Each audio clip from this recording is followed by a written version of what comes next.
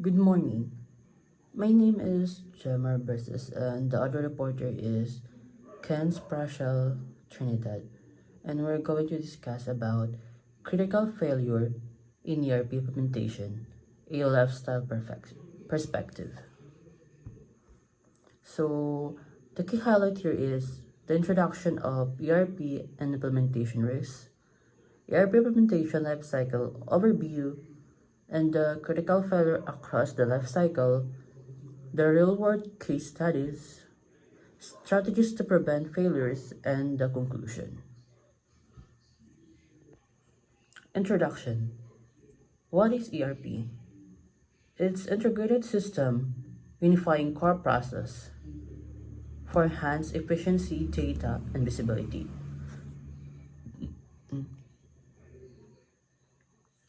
ERP talks about all the business process in a company or an organization, or sometimes can be found inside of it, like the finance, logistic, HR. All their business process like into in one system to work efficiency and less works. And the challenge of implementation, it's up to 75% every project fail because of it. And to meet their expectation leading to their financial losses and operational disruption. The objective of this presentation is to examine the implementation life cycles, their failures, and identify the prevention strategies of it. So, here the implementation life cycle overview. First, the planning. Second is configuration and customization, data migration, testing, and training and change management, go live, and post implementation support. Critical failures, planning phase, unclear objective scope creep, bandhu calls or uncontrolled expansion leads to misaligned and delays. Example, Nike's 2000 failure due to unfound requirements, lack of executed support, insufficient leadership backing result for resources allocated and coordination. Example, US Navy's 1 billions 1 billion failure fallout failures. Meaning hindi malinaw ang goal kaya lumalaki ang trabaho. Dito sa unclear objective and scope creep. Sa lack of executed support, walang suporta walang suporta ang leaders. Critical failures, configuration, and customization. Over customization modifies the system to be too much outdated processes, increase complexity, and cost. Example, leads abandon 500 million project for vendor selection, choosing a vendor without industry expertise or adequate is support hinders progress. Example, waste management low shoot ages as SAP. Example kaini ay example, sobrang pagbabago sa system. Tapos sa sa for vendor selection, maling developer ang pinili. Kaya pag maling vendor ang pinili, critical failures, data migration and testing phases. Inadequate data quality, inaccurate and incomplete data compromises system reliability. Example, Fox Mayors bankruptcy due to flow data migration. Insufficient testing, rushing or skipping testing leaves unresolved issue. Example, Hersey 1999 failure causing 100 million in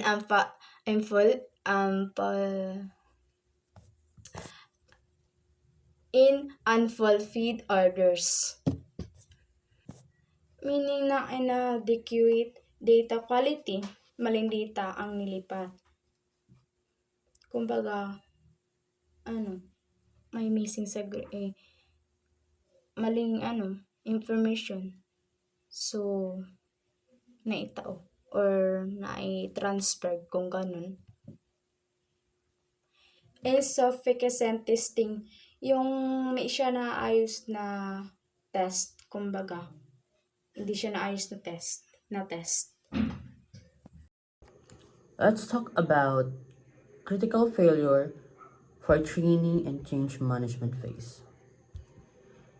Inadequate user training. Employee lacks skill to use the system effectively, disrupting operation. The example is the Revlon 2018 implementation delays. Resistant to change. Poor change management leads to low adoption rate. The example is the City of Atlanta 2018 SAP implementation challenges. For further explanation,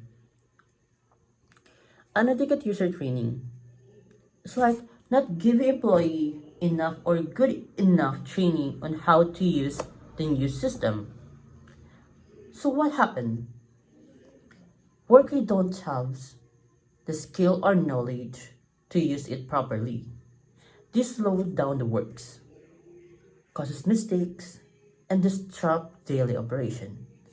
And the example is the 2018, what I said earlier, the Revlon tried to put a new system in place, but because training doesn't well done, the whole process got delayed and caused problems.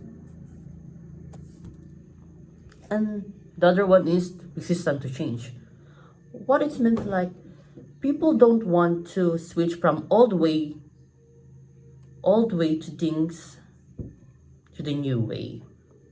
Like nasanay na sila sa dun sa dating ginagamit nila, then you don't want new one. So what happened?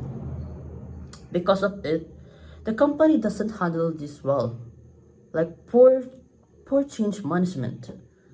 Most employee won't actually start using the new system, and ends up the waste of time and money because of the adoption rate are low. An example is in 2018, the City of Atlanta tried the new system called SAP. Another critical failure is go live and post implementation support. Poor timing and support. Launching it during peak period or lacking support causes disruption. For example is the national grid in 2012. Failing 2012 and neglecting to maintenance. Failing to update the system leads to performance issue over time. For further explanation, bad timing. So if we say bad timing, it's like have many errors or things that every people is busy. For instance, launching the new system when a company is very busy, like during holidays or busy season. Lack of support. So not having enough people ready to help when problem comes. Problem comes after they launch their system. So what happens? Everything gets disrupted, work slow down, mistake happen because people are stressed and can't get help quickly. Kung ihahalik tulad natin ito sa student is This is like our cramming period. Like we're not going to fact checking like that help. Like only you have to rely on yourself. Like yeah, it's bad timing, deadlines. So we do our work fast, but not fact checking works to have disrupted. Example is on example in 2012, the national grid launched something right after hurricane hit. Because timing was bad, the support wasn't ready, people of it, the system failed and caused big problems. Neglecting maintenance. So, what it means, after a system is working, you stop updating it, fixing bugs or taking care of it. So what happened? Over, t- over time, the system becomes slow, stop working well, or has a security problem. It doesn't work smoothly anymore because of it. Think of it like a car. If you never change the oil or fix small problems, eventually it will break down or run badly or doesn't work right or even doesn't go right all year long. In short, don't start a new system when you're too busy or make sure you have enough people to help you. Don't forget to don't forget to take care of the system after it's working. Keep updating and after keep updating and fixing it to stay good. Both of this can make a new project fail, even if it started successfully. So you should maintain our system, update it regularly, and make sure to release it on not busy time. Okay, let's talk about the case study summary. The company, the year, the failure cause, and the impact of it. The first is Nike, year 2000. Unclear requirements. The impact of it is almost $100 million lost sales, and the Hershey's in 1999 inadequate testing. The impact of it is almost $100 million unfulfilled orders. Lead L in 2018. Over customization cost 500 million wasted investment. And for the Foxmeyer in 1990s, flow data migration caused them to bankruptcy. Strategy to prevent failures. Number one, engage stakeholders and secure executed and support early. Kaya paanda po ditong supportahan ng manager or leaders para sa sa sa budget or supporters at sa clear direction. Number two, conduct comprehensive testing at all stage. Kay ponda po ditong testing na ang system bago gamitin para makita agad ang errors.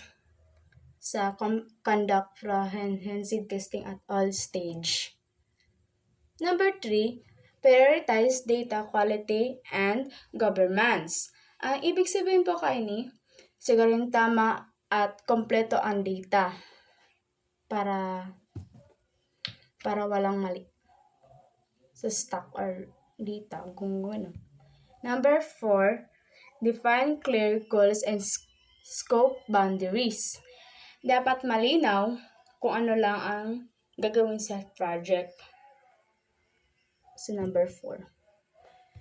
Number 5, limit customization to social needs. Huwag masyadong baguhin ang system.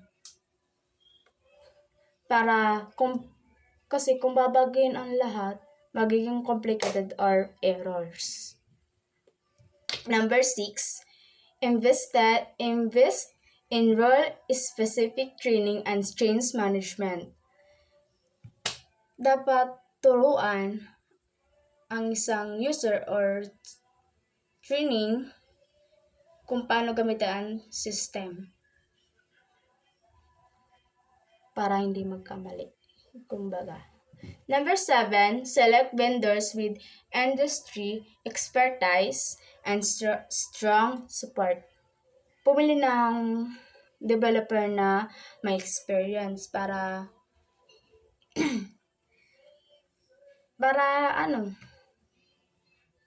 hindi Number 8, plan for ongoing post-implementation maintenance.